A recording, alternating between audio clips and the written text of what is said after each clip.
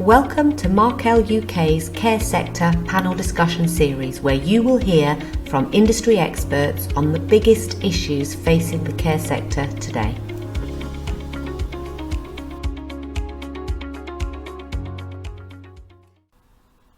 Good afternoon, everybody. Thank you so much for joining us on the first episode of the Care Panel discussion series we are doing with Markel. It's fabulous to have you all here, so welcome. The topic of discussion today is the staffing crisis and what it means for you in your health and social care business. And we are so happy to have you on this panel discussion, because I think what you guys have got to say will be incredibly valuable to the listeners of this panel discussion. So without waffling too much, let me give an introduction to you all. And then we will get into the nitty-gritty. So my name is Sarah.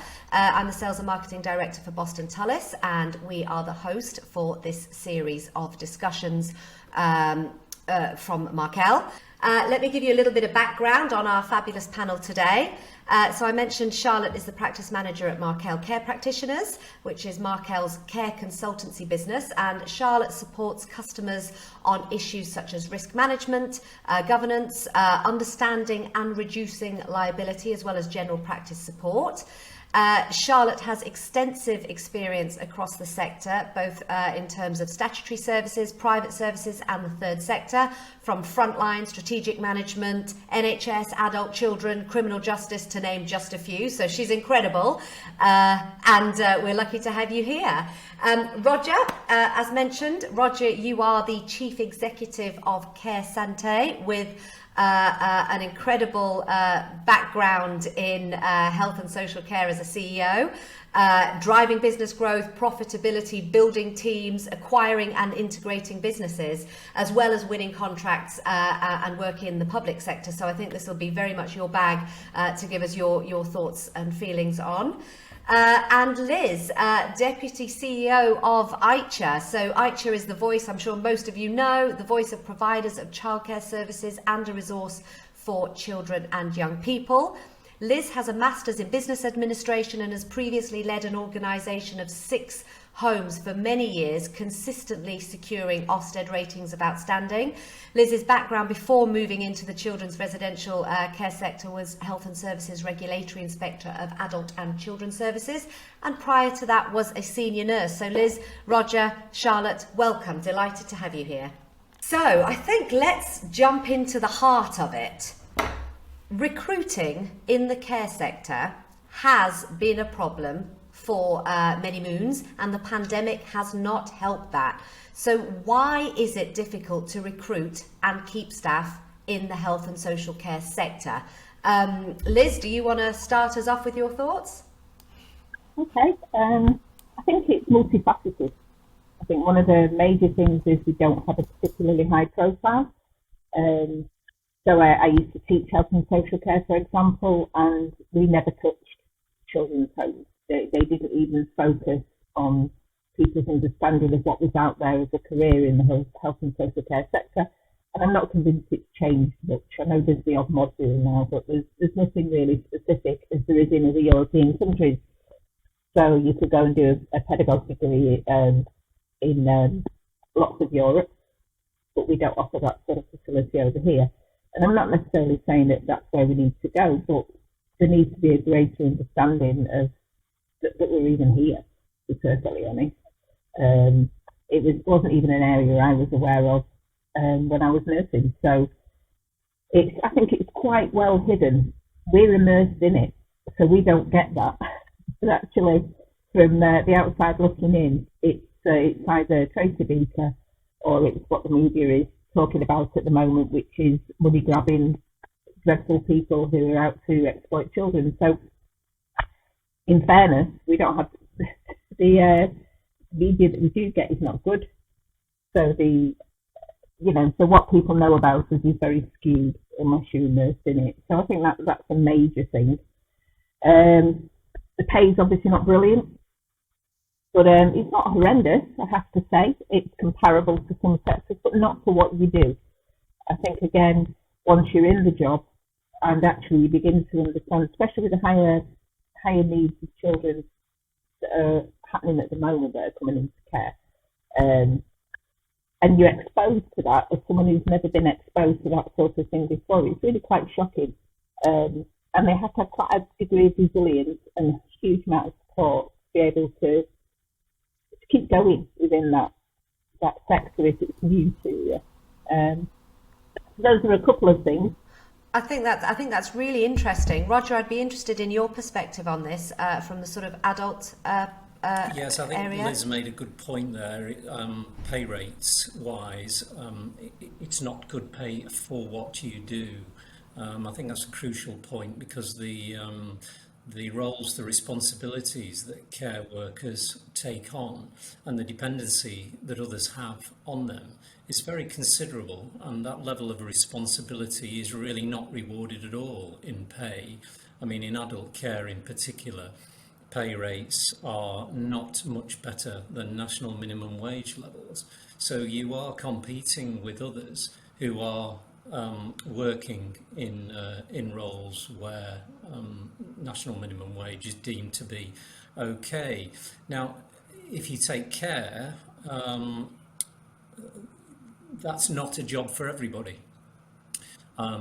Most people who understand what's needed in care, and when you get into adult care for older people, you're into personal care, and there's a lot of people who would not do it, which in itself makes it more of a kind of rare breed that would do it. And in normal circumstances, when you have a limited number of people who are prepared to do the work, then you have to pay more in order to get them.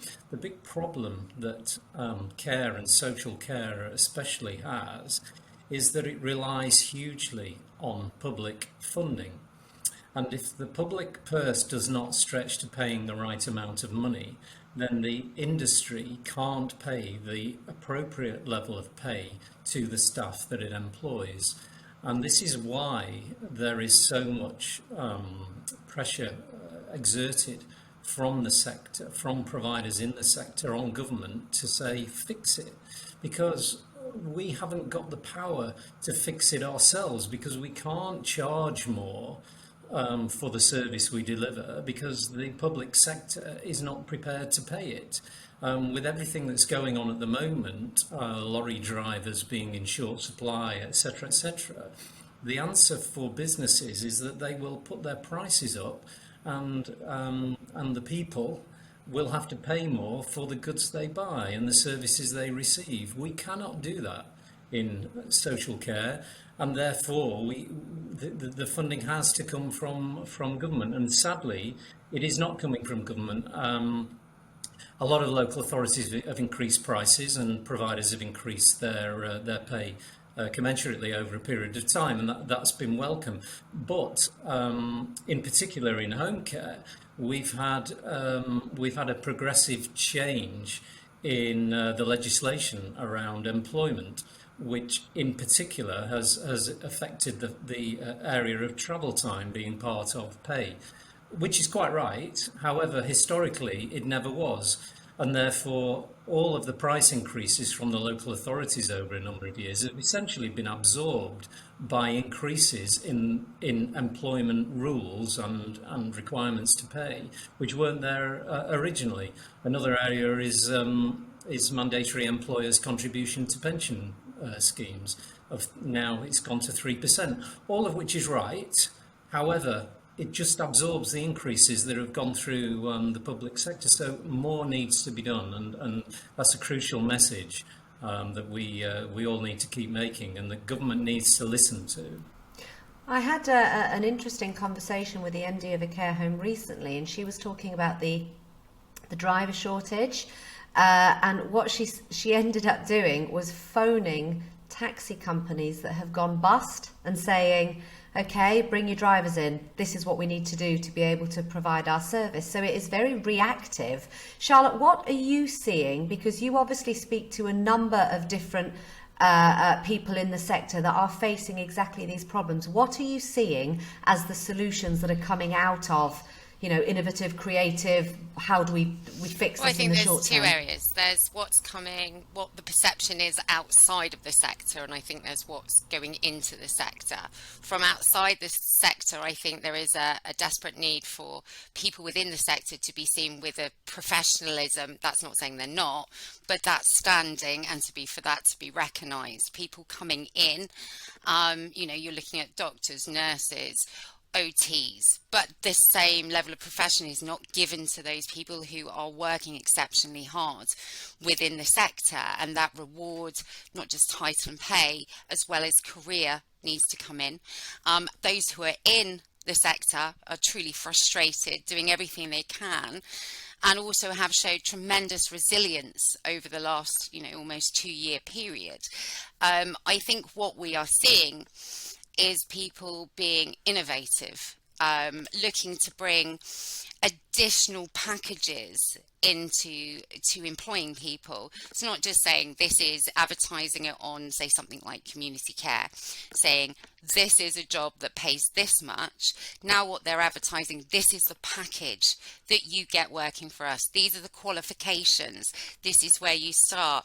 This is what we give you as an employer. You can have experience this many days off. You can experience this. So they're giving more a perception for those coming into the care industry. I think there's two elements as well. I'm sure Elizabeth and Roger can add to this, but you have the retention of those people in the sector, and then you have the transition of trying to get new blood into the sector, and those are two very, very different challenges. Obviously, there is the use of agencies workers, which a lot of organisations are using that to fill the gaps in employment. However, we've seen people doing some really different type of things, going to recruiting from colleges and universities. That's been a big drive for some people, especially where they're near colleges and universities, and actually bringing that new blood in. We've seen people doing things with immigration and actually bringing qualified workers from outside the UK in. And again, Roger and Elizabeth, I'm sure, can add to what those type of exits from the sector have done. So I think it is about, I'm not saying that anybody doesn't invest in their workers within the sector. I don't think we're always good at publicising the amazing career that can be had in the sector. And they're looking at different ways of advertising and also challenging the social perspectives. I remember speaking to a group of people quite early in my career about what they thought care assistants did, and it was all around personal care, and that was a big barrier for why they didn't want to come into the sector. We know there is a massive range within the sector, and there's a lot of skills and different types, as Elizabeth said in her career. She, first of all, wasn't aware of what children's homes did. So we've got a lot to both educate the information flow going out of the sector as well. And then I think Roger picked up on it keenly, is that we have to reward those who do work for us fiscally. And that doesn't happen just from a bucket of money that we can grab out of the ground, and that is campaigning, and that is having these discussions about what it's really like in the sector, and actually what workers do face on a day-to-day basis. I think it's really interesting because from all three of you, what I'm hearing is perception is a barrier that is potentially the barrier to pay, to qualifications, to new blood coming in, and it's this idea that when you live and breathe this stuff, you have one view, but what the media portray and what those outside the care sector have a very different view. And it's interesting that you say, Charlotte, care equals personal care, and how incorrect that is, and how much more there is to this sector. I'm also interested, Elizabeth, in you saying you've got nurses, doctors, OTs coming in, but the care practitioners are not recognised on the same level, and they're not paid on the same level. And I think one of you's mentioned qualifications as well. So I think there's quite an interesting balance there. How do you? I think probably a question for you, Roger, in the first instance.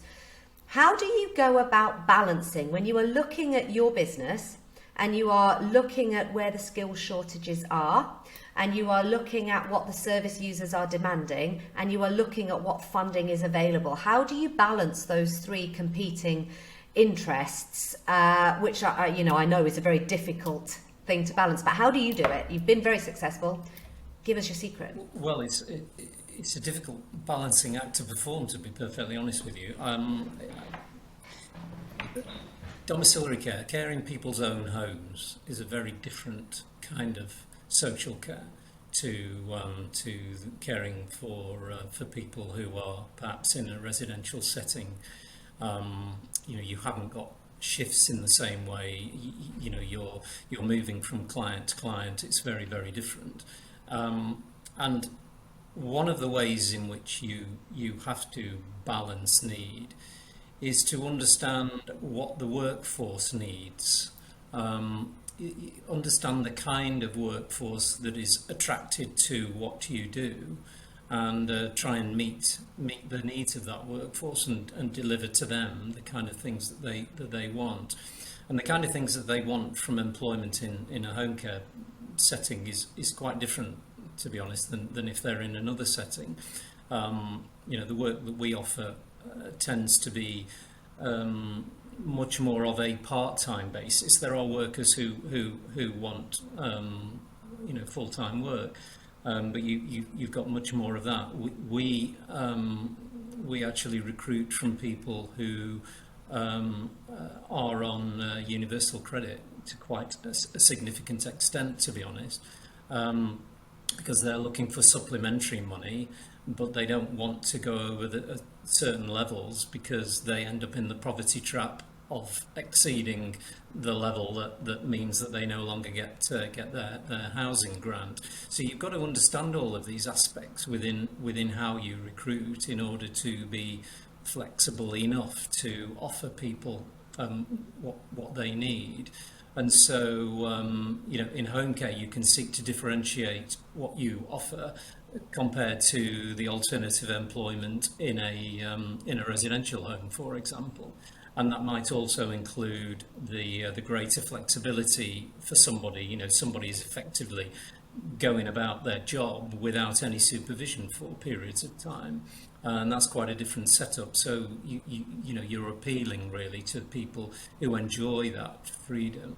But it is very frustrating for the home care sector because the way in which work is commissioned by the public sector is on a time and task basis. So you are commissioned to deliver a half-hour call to an older lady at 7:30 in the morning, and that is the time that you have to get there, and that is the duration of the call that you actually need to deliver. You've then got the same call to deliver to another lady half an hour later, ignoring the travel time to get to the next call. And all of this is prescriptive in a way which actually is a problem to the way in which the whole industry ought to work. And if employers were permitted in home care to be much more flexible about the way they deliver services, and time no longer became an issue, we could actually deliver a much better service to all of the people who need that service. And actually this would get to the nub of the problem of capacity, of workforce capacity, because you would have a workforce which would be much more flexible in the way that it was delivering the service, and be able to get through many more people to get to the need, much more than it's able to at the moment because of the poor way in which the public sector continues to commission. Now it is talking about changing, but nevertheless letting go of the reins being a specific time measurement of calls, is quite a challenge for the public sector to get around to. Is this time and task sort of prescriptive way of measuring part of the reason that those interested in coming into the sector want the part-time flexibility, predominantly universal credit, don't want to go over. So, are those very linked in your view? They might be historically, but actually on an ongoing business model basis, there's no reason why you can't meet the needs of people who only want a limited number of hours and continue to deliver a flexible service across the community. It would be straightforward. The work in which we do is heavily computerized from a staff rostering point of view, so we can be very flexible and controlled in the way that we manage the staff and manage the delivery of the services, recording the times of arrival, the times of departure, so you've got an overview of quality going on there. Now recording on mobile phones the actual medication regime that people take, the fact that the medication has been given, the fact that certain tasks are performed, and so on and so forth. So, you know, the ability of business to deliver what is needed is very, very strong. We need the people who are commissioning the service to change their ways of doing that. And all of this then plays into us being able to recruit the people we need to recruit at the pay rates that we need to recruit them on the flexible working basis that actually suits them and in the end makes for a wholly better service.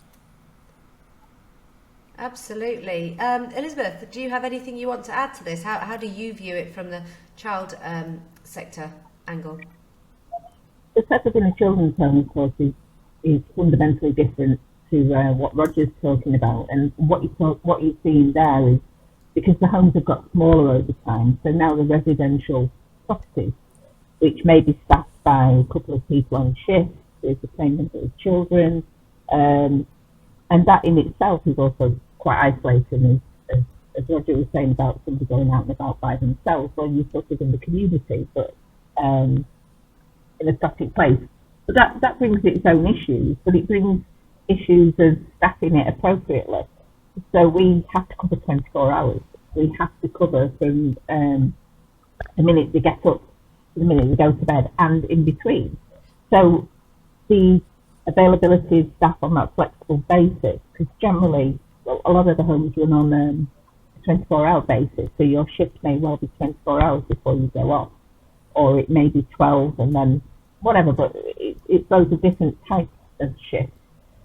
And what we tend to find is that it attracts lots of women, and I do think that's an issue, not because I don't think women make good carers, but I think it's an undervalued part of the sector, because of course you've got, quite often you've got conflicting family choices, and where shift work might work for you in that respect, it can also go against you in that respect. It's a really complex setup. I mean, commissioning plays into the issues there too, because the commissioning of services means that they are constantly trying to drive down price, which therefore means that you can't attract people on the wages that you want to offer too. So although it has parallels and it has things that are similar, the two sectors are in their own way quite different, and the services are really, really different. And again, it's that lack of value of the care services full stop in our society, and that is quite largely at the base of all of this. We don't see it as a career that actually should be so massively valued. I mean, whilst the nurses got plaques, etc., during the pandemic, of course, it's not just nurses who are putting their lives on the line, not in the care sector, and that hasn't stopped. But the likes of Roger's services and our services were not given similar recognition, possibly because they're not seen as professionals, and therefore not seen as valued. But we had staff staying in homes for up to 14 days to make sure our young people were okay and got those services. Some even stayed there when their children were ill and they were ill, so they all stayed in there together. So some of the stuff that's gone on has been phenomenal and completely unrecognised, and that adds to the feeling of not being valued. Absolutely. Charlotte, what are you seeing? Because both of these are quite different issues, but they've got the same underpinning root cause. What are you seeing, and how are you, because you are there supporting these issues across both adult and child. What are you seeing, and what sort of solutions have you been able to? I think one of the things that we consistently see and have seen since I started, and probably most people start in the care sector, is the care sector is not one thing. It's lots of different things, and all of those are unique, and all of those have nuance and bespoke things that happen for them. And we say, here's the health and social care sector, and this is what's going on with it. While there are the golden threads to all of that, it is really understanding what is going on for each individual client in each part of that sector, and being able to hear what is going on for them. That's the key to working with anybody in the sector. And whilst we have commonalities, is understanding that from commissioning right down to technology. What we also deal with is the sector also has, like Roger said, especially for home care, in residential, especially in adults, there is a lot of use of technology to advance and become more effective. We're seeing leaps and bounds in that way. However, we are made rigid by a commissioning system that fails to see the flexibility required in the people that we do that work for and their needs. That's why we end up being spot purchased on a task-based system, which to some extent people are limited by how much money is given to meet that person's needs, regardless of what type of part of the sector that you're in. I think one of the commonalities that we see is obviously that task-centered basis, but that changes from from children's homes to home care to elderly care to rehabs. I think it's also understanding that we need to challenge some of those systems, and that those systems have to move and change for it to be effective. I think that also there is the ability to, and what we've helped some people do is really effectively look at what they do as an organisation, whether it's planning. I've worked with a lot of organisations recently that have looked to restructure how they do, where they put people within their industry, not having top heavy, lots of managers coming downwards, also investing in training and becoming bespoke and investing in the people who are in it. And I think Elizabeth raises a really interesting point about recognition. And again, it goes back to what the care sector has not just undergone in the last 2 years, which I'm exceptionally proud to be a part of. They are massively resilient, but this has been an ongoing issue for a lot longer than that. And because people don't fully understand that there are differences, so people are giving different things and saying, I need this from my commissioners, I need this from my workforce, this is how I work and this is how it will be. There isn't always that ability to have those nuances, which are supported through the systems of commissioning and the other systems in regulation and legislation around them. I think recognition is critical, and both Charlotte and Liz talking very well about it. And I'm struck by the fact that during the pandemic, the government, with a lot to do with public pressure, linked social care and unqualified care staff and other workers too, as being equally important as NHS workers. If you recall, at the start of it, it was all about the NHS. All of the lights were in blue, it was our NHS heroes and so on. And there was a fair bit of public backlash against that. Not that there's anything wrong with supporting the NHS, of course it's crucial and we all support the NHS. But I think that there was a degree of a levelling up, to use this government's phrase, that it's so keen on. And we saw that. And we got to the point of the recent increased funding announcement with a message saying that this was to fix social care. And what did they do? They gave it all to health for the next 3 years. and social care can not get a penny of this money, during which time the cost of social care will go up, not least of which is due to the minimum wage increases. And it's very, very uncertain as to whether the government will release any money, certainly at a level of the national minimum wage increases, to local authorities and other commissioners in order for providers to be able to afford it. And yet, without that social care, the NHS cannot function. The beds are blocked, the people can't come out, and lots of other complications.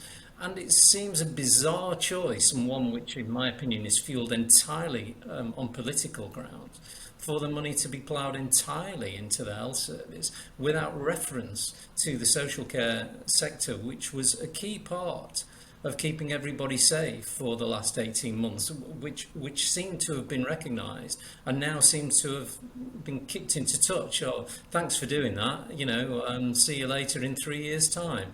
Not an acceptable situation for a society which allegedly values its older and its vulnerable people. The message from government is that we don't value this sector at all, and that's very, very disappointing and sad.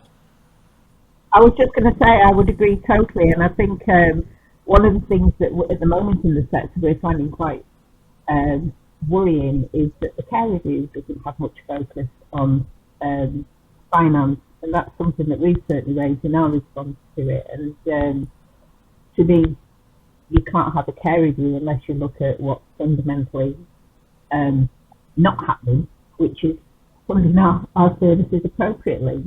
We know about the actual cuts that have come about in funding, even though they're not really put forward as such. But the reality is that most local authorities have lost millions of their budget, and of course that's being passed on. They're trying to pass it on to us because they've got to save that money somewhere.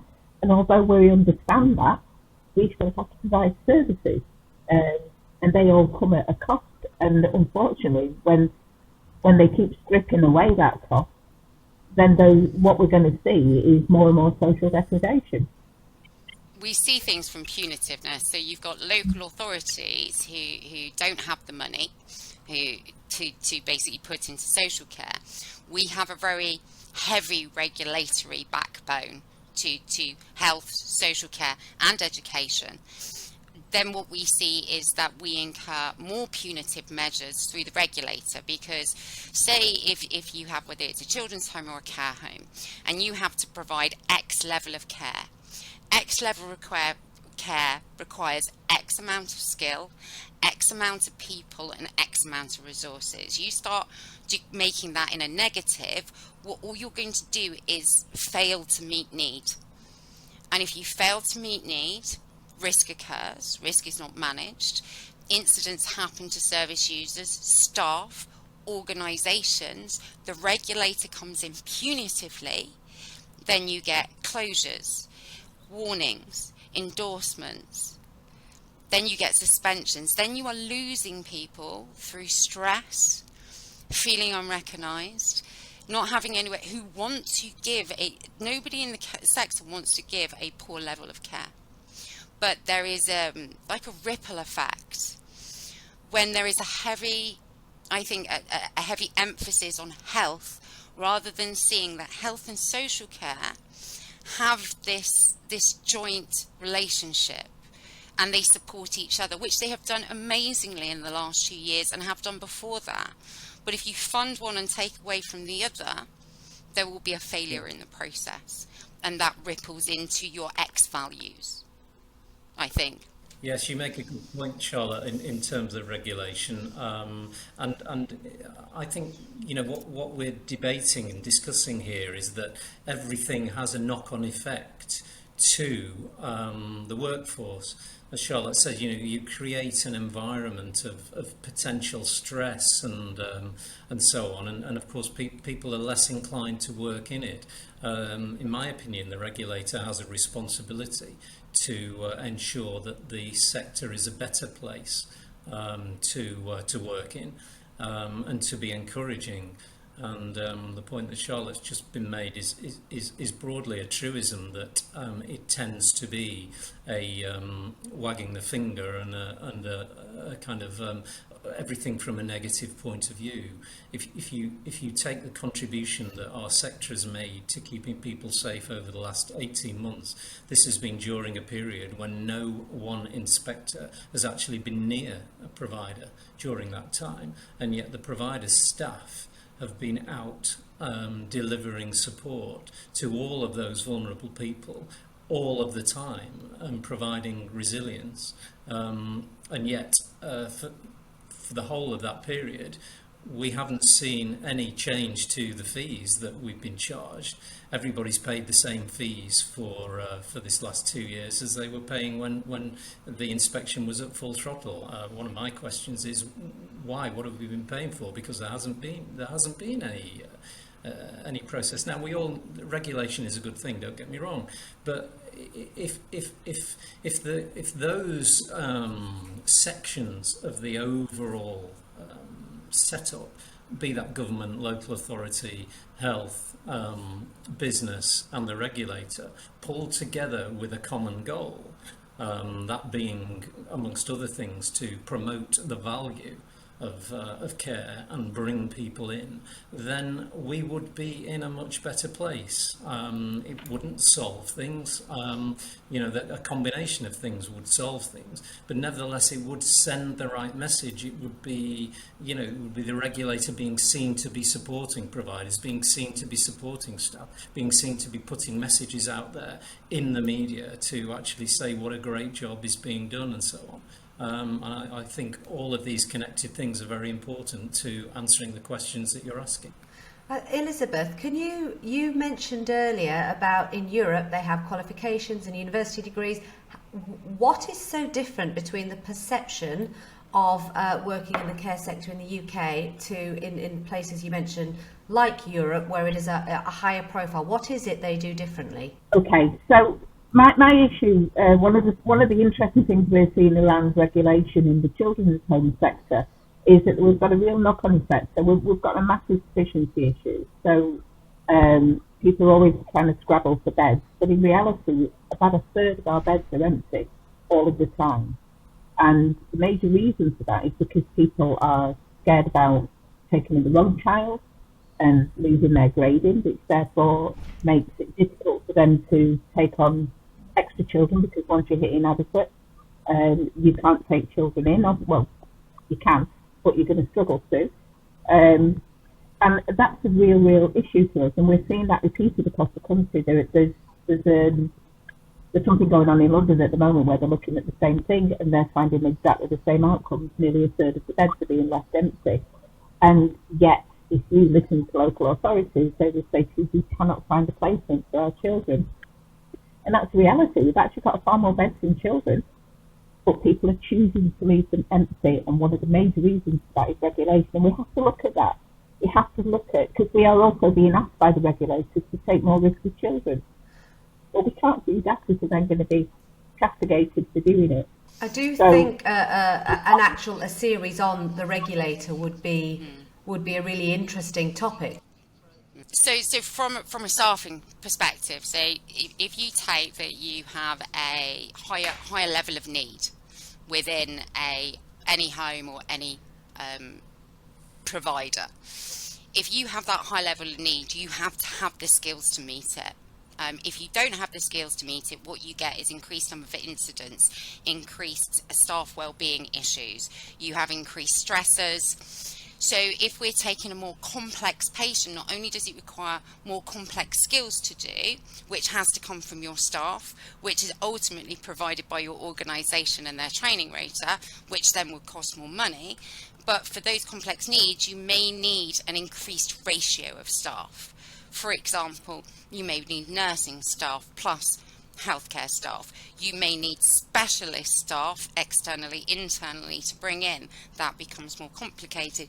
You might need greater ratios, i.e. not just 1-to-1, you might need 2-to-1 or 3-to-1. You know, if you've got one member of staff per X amount of people, you have to increase that. All of those then have an impact, because what we talk about in care is when fiscal times are hard, threshold goes up. So you need to have more acute needs to hit the threshold to then get into a service, because the commissioners are only going to pay for the higher level. So if we think where money is in a good place, that threshold comes down. That doesn't mean that skills come down as much, but it is easier to manage from a staffing perspective. If that then threshold goes up, so you're only getting the people with the higher level need, then the staff workforce, they have to be responsive. That's one thing that social care across is really good at doing, is being responsive. But being responsive also costs money. So you get the opposite. You get higher need with less money, which costs more money to do, and lower need, which should technically be less money, but there's more money about. So then you take that and you can equate that back to what you get the feel within the sector from a regulatory perspective, i.e. supportive, more punitive. And that's why all these things are linked, because all, like you said, Sarah, before, all areas, the one thing that social care does is this knock on, this ripple effect, that everybody's responding to what's going on. What I think we do lack is consultation. Is actually finding out what it is for that part of the sector that is going on for those providers. They're the ones in the thick of it. The consultation does happen, but it is very tokenistic, I think, at times. So to be heard, a provider must shout. And actually, you're too busy doing the job sometimes to shout. And that's why organisations like ICHA give a voice. And I think that is really essential, because they have the measure of what's going on. Does that kind of help, I think? Just bring that all together? I think it's really interesting, and I think what I'm hearing across the board is perception, because funding directly feeds into perception, whether it's the government's perception of and therefore the value of, but perception is a critical part of getting the right people, keeping the right people, and being able to deliver the service that the users need. So how do we do that? What do we do as a group? How do we? And I think this the Markel Care Panel series is a great thing to be doing. But what's going on in the sector to do this kind of perception build, profile build, to start to generate this interest and the change? Question to Roger. The sector is doing quite a lot. I mean, one of the things that's occurred in the home care sector is the higher profile of the Home Care Association. From my point of view, having been in the industry for a long time, it wasn't very long ago, I'm probably saying only about 3 years ago, 3 to 4 years, when actually if you ask somebody what is care, home care was never, ever mentioned by people. It was an unknown service going on in the background. People only got to realise the size of the service when their parents actually needed some support at home, and the need for any one individual is for a relatively short space of time. The profile of the sector in the last 3 to 4 years has gone up considerably, and that has got a lot to do with us beating the drum and trying to get ourselves kind of more noticed on the media. And the Home Care Association has done a very, very strong job. And actually, through the pandemic, government, the Department of Health and Social Care, realised how important it was. And it was quite interesting, actually, that at the early start of the pandemic, they didn't seem themselves, as the body that was organising health and social care, to really fully understand the interaction of all of the different services that were going on in terms of providing health and care to people in society. And the Home Care Association was got a place at the top table, really, in terms of being involved in policy decisions and influencing policy decisions in order to ensure that the things that were being done sensibly in relation to the providers and the employees who were going out there and delivering the care. An example of which was to push to ensure that everybody got free PPE, because in a situation where the demand for PPE went through the roof, the costs of supplying PPE were huge, and the prices were in danger of actually crippling the providers that society needed in order to keep everybody safe. So the government, quite rightly, made PPE free at the point of delivery to the providers, which was crucial. And the industry organisations, the associations, have been good at getting that profile up and actually working alongside the DHSC over this period of time. Realistically, that needs to carry on, but I think, as ever, the key here is that the government and its departments needs to work with the sector in general to ensure that we are doing the right thing, which gets us to where we want to get to. And we can push and push and push, and I think we're using media to a greater extent. But it's very sad when it takes something that resonates with people through a media source that actually gets the government to do anything. The best example in this last recent period is Marcus Rashford. Without that, we would not have had the focus on poverty for children and food provision that we have now got. And yet you would expect that government departments and others who are responsible for this very thing would actually be working night and day to ensure that things were being done properly and being done in the right way.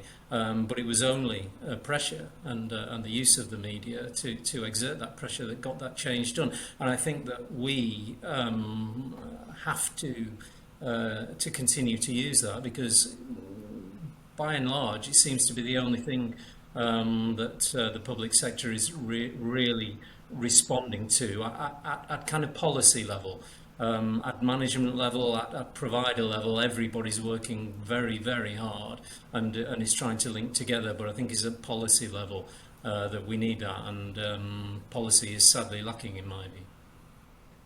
I'd agree. I mean, the ICHA, for example, is able, where providers quite often aren't, we work directly with the DSE to try and get things changed. But and we have tried to work with government, but we're not important enough, and we know that. We do know that somewhere. And one of the things that when you're talking about media, one of the things is, of course, it's a real double-edged sword, because an awful lot of the social care sector is made up of private providers, it's private provision.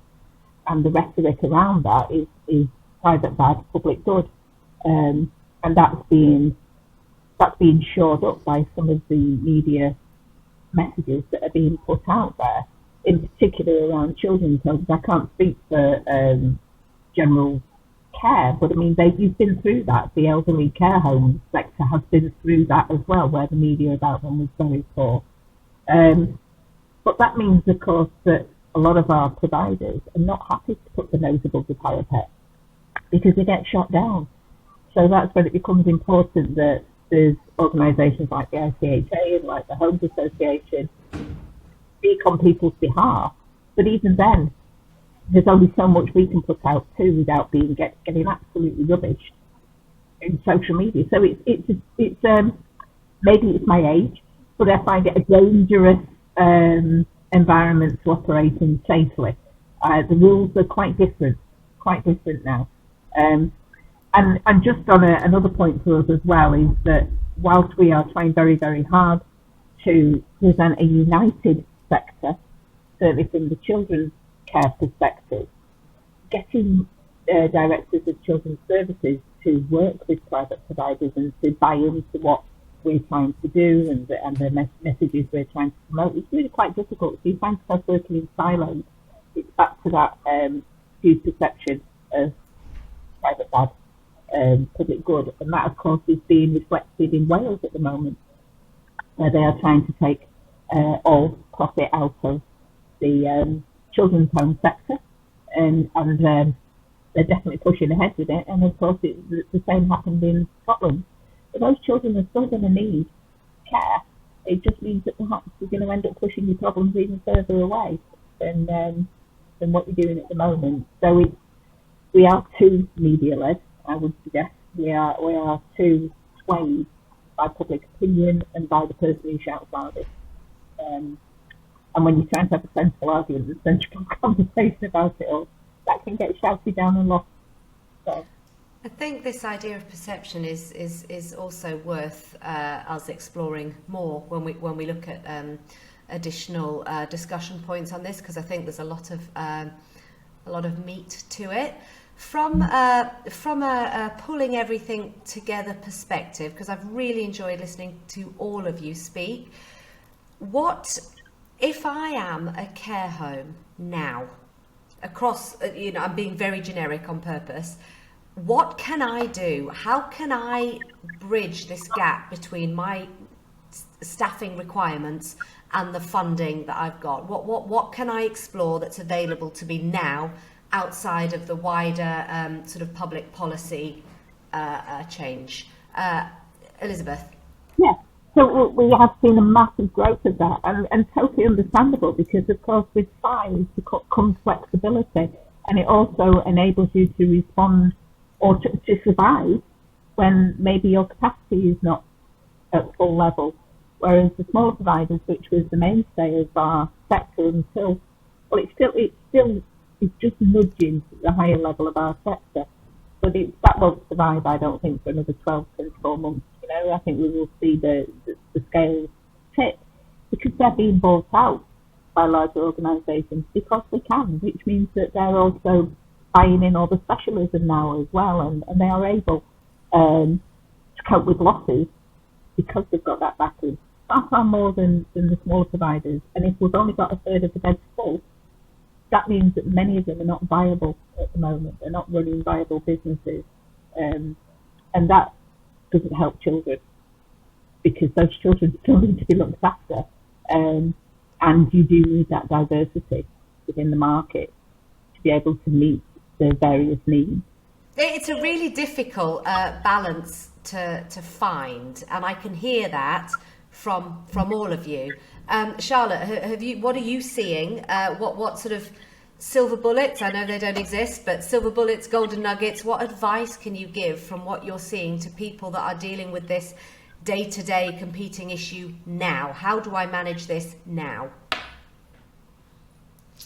So, staffing, our workforce is the thing that lets us do what we need to do, and we need to invest in it. For me, there are several ways of doing it. That's not saying that anybody is not investing in our staff, but there is certain ways that we can look at what we do from a provider by provider route. So doing an analysis of what hours you have, where those hours are spent, not being afraid to look at review and restructure. We find that we do things in social care and we get into a habit because that's the way we've always done them, and also it can be costly to change. So the fear is we don't change. But obviously if we see a drop in staff, we are going to have to ensure that the people we support are safe and their needs met. So I have seen a lot of organisations looking at ways they can restructure, and that is a really key element, is as a management team, do that evaluation. Go and have a look at your hours, go and have a look at where they're spent. Another thing is go back to commissioners. When we are in a position where staffing is difficult, it's always, we are getting paid, as Roger brought up in the very beginning, to go back to task-based. That's what all of us are in generally, is task-based. We're getting paid for what we provide. So what happens is when the money gets shorter is actually find out what your commissioners are thinking. I know a lot of people who've expanded with price increase because they've gone to the commissioners in their locality and say, what is it you cannot get? What do you actually need at the moment? Obviously, commissioners are thinking too, we want as much as we can get for the least cost, but actually sometimes specialisms are the way to go. Looking to change and be responsive to the environment that you are in. That doesn't mean just give up all your children or all your adults and change what you are doing, but sometimes we can be slightly more clever at the way we work with commissioners. Whilst it also may seem scary, is actually reviewing your pricing, reviewing what you have. I've worked with so many clients in the last 2 years and said, when did you last get a care review from your local authority? 7 years was one of them. They never got paid for an uplift. And actually going back and saying, well, were you offered an uplift? Were you paid an uplift? When has somebody looked at your service users' care needs? Or are we just going on what was decided when they entered? Sometimes just the simple things. I think from more generalistic terms, it is important that we not educate society, but for me, it's important that when I give talks, that I give talk to people who will be the future of our care sector. Going in and talking to children at school. I find when I talk outside of the sector, people do have that perspective of I don't want to come into the sector. I don't want to do personal care. I don't want to deal with abuse, and that's what they think we do. But actually, the only way that we increase understanding from society is by talking about it and sharing knowledge and understanding. And that can be, I've seen amazing blogs, amazing podcasts, sharing that information with those who are going to be our future leaders, going and giving presentations at university and bringing those new, and think out of the box. I don't think any organisation wants to be wholly reliant on agency workers to fill gaps in staffing. And I think it's about also how we advertise what it is like to work in the care sector. It's not come be a care assistant at the minimum wage. What else do you get out of that? This is, skills and developments. We will train you. You get this, these many days off. You might be working 3 days on, 4 days off, whatever it is. Show the positives and the benefits of the working within your sector, and actually advertise that as part of your job description, not just an hourly, because all we are doing then is perpetuating that we cost needs with task. And that's not what we do. We bring people in who are absolutely amazing, who care for people as a lifelong career, and we need to celebrate that. And if we've all sat here and said how amazing the sector is. What better way than that to consistently share that with people to bring in staffing in the sector? So I think those are a few things that we can do. I'm not saying that's going to solve any of the problems, but it is a start. And also recognise that each provider is different. So a solution for one may not be a solution for another. Absolutely. Roger, is there anything you want to add to what Elizabeth and Charlotte have articulated? No, not really, Sarah. I think they put it very well. I agree entirely with Charlotte's view there that in the current climate, what you do, you have to be more flexible. You have to consider changing the way in which you might be delivering things. And that point about talking to your commissioners, private commissioners, public sector commissioners alike, is a crucial factor, because actually they will listen to you if you say, well, look, I am stretched resource-wise, so what are you prepared to accept that I do in order to still get the service done, and you can reach reasonable arrangements, and that open communication has to be a key part of what we do during a period when it's hard to recruit people. So I'm completely in agreement with that. Well, I think what's left for me to do really is to say thank you to all of you for your time and your expertise. It's been really eye-opening to me from outside the care sector, and I think you all do a marvellous job. So thank you very much. And to anybody listening, if there are any topics, panelists, discussion points that you would like us to raise, then please do get in touch. So thank you very much, everybody. Thank you.